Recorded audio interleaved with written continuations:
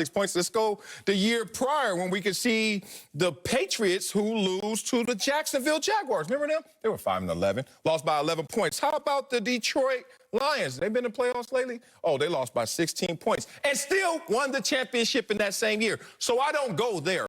Where I go to is just a simple explanation. You know what it is. Play down to your competition. Hey, Coach, I'm sorry. Couldn't rev the engine today. You know what? You just said all I had to do was go around the corner, go to 7-Eleven, get some Doritos, and come back. I didn't get in sixth gear for that. And you playing the Giants, I don't care what you tell yourself psychologically. It is nearly impossible for you to go out there and believe what you're telling yourself and what you're selling. So in that situation, sometimes you get punched in the mouth. And we all know that feeling. Some of us need that feeling to even wake up to play. I hate it when we had to go out there and play defense first. I loved it when I saw the offense go out there just so I could see the terrain, just so I could see the speed of the game, even though I had seen it countless times. There's something about just going out there and getting punched in the mouth initially. Sometimes you need that as a wake-up call.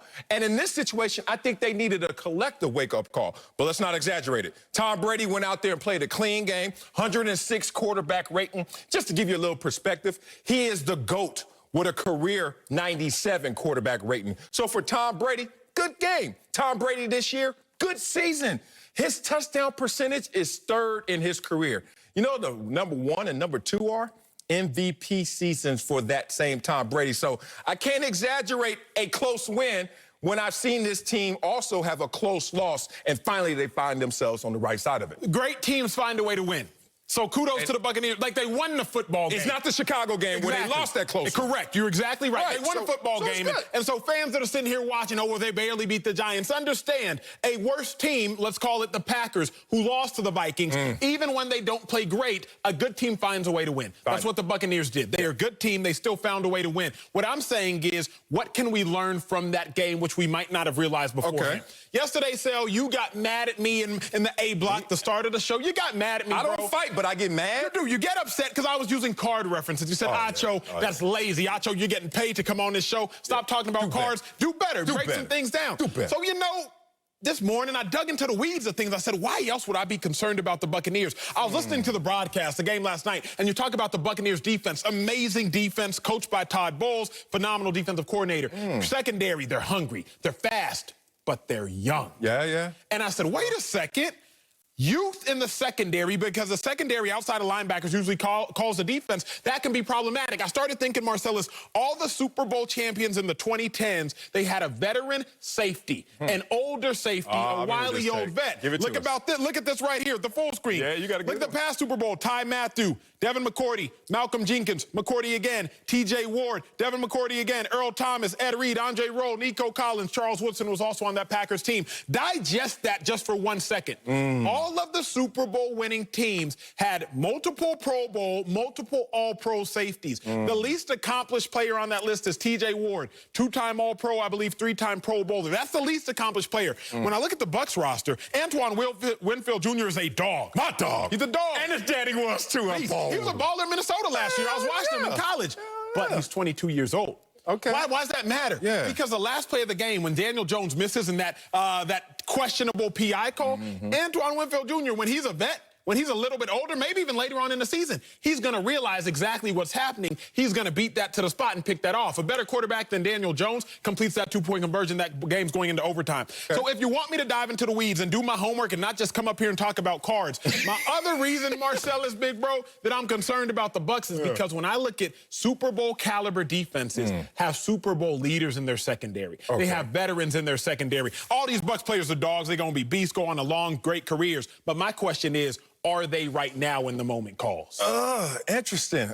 Good forecast and prediction. Who knows how it turns out? Look, a young Tom Brady, who is on that team, can also talk about being a young player, first time as a full-time starter, winning a Super Bowl. Maybe he can look at that defense and say, hey, these lights are not that bright. It's actually the same voltage as any other lights that you play in any other game, so let's not magnify the moments. Maybe Tom Brady being on that roster can help a young 22-year-old understand what that moment means. But if I want to do what you did, which is not listen to the broadcast again. Damn, I didn't mean to go that far away from it. Look, you can play cards in the morning if you want to, but you wouldn't listen to the broadcast again. I didn't have to do that. I watched the game last night in real time and realized, oh my God, they are getting beat up front. Like, you're not supposed to be able to pound the Buccaneers defense, especially in run defense, the way that was happening. Now, I've been a run defender before, and I think in my entire career, I held on to being a good run defender longer than I held on to being a good pass rusher. And in the NFL, if you don't get sacks as a defensive end and they think you have athleticism,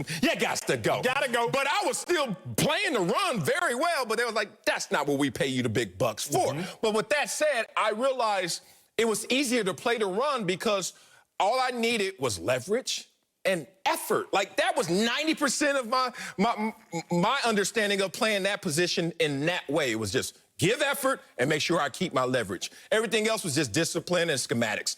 But when you talk about this situation, did they give the effort? Were they motivated to give the effort? If I want to dive into it, the only thing I saw was the fact that they got beat up front. Look, you're not going to get Vita Vea back this year. He's gone. So that's obviously a big void for them. But other than that, I can't look at anything else. This is the same team that lost to the Saints in week 1, right? And you talk about, oh, look around, and they suppressed some people. The Giants were able to cover up their key pieces. Don't forget that this Bucs team were able to cover up the Saints' key pieces in a losing effort. Did Breeze have over 200 yards? Nope. Did Kamara ball? Nope. Did Michael Thomas ball? Nope. Did Sanders ball? No. And they lost that game. So I like them being on the right side of a win. Here's how I look at it, bro. Defenses, offenses, defensive coordinators, offensive coordinators, they smell blood in the water in the National Football League. Very simply put, if you show any sign of weakness in 1 week, the next week they are coming to exploit it. Point blank period at every level in football, but primarily in the NFL football. If you show, you can't stop the run, the next week you're going to see that exact same run. True. If you show you can't stop the play action pass, the next week they're going to play action pass you to death. What did we see yesterday? The Giants and their defensive coordinator, Patrick Graham, who, mind you, came from New England, came from being a defensive line coach and a linebacker coach, they showed everybody the blueprint. So they said, here's a blueprint of how to beat the Tampa Bay Buccaneers. Now, they still didn't execute it. They still didn't execute it. They came up short. But they said, boom, here's the blueprint. What did they do? They held the Bucs to their second worst yards per play all season. Second worst rush yards in the game all season. Second worst third down percentage all season. Here's the blueprint.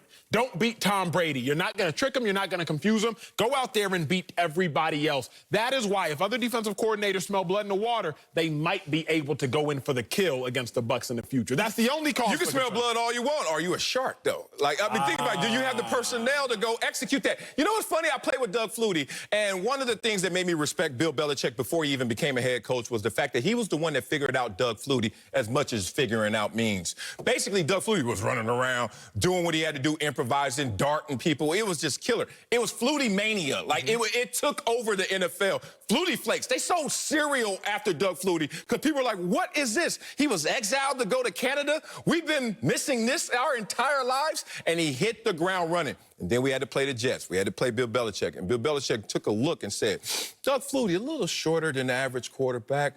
You know what I'm going to do? We'll blitz the edges, keep him between the tackles, keep him in the pocket. Let's see if he can see over that offensive line. And just keep coming that way, and let's see how it goes. Now, Doug Flutie had some success, but it was different. The blueprint was out there. But do you know that other teams saw that and tried to run that and couldn't execute that same thing? So schematics is one thing. That's on paper. But making that happen on the field, completely different conversation. Coming up at the top of the hour, the Packers just lost to a last-place team.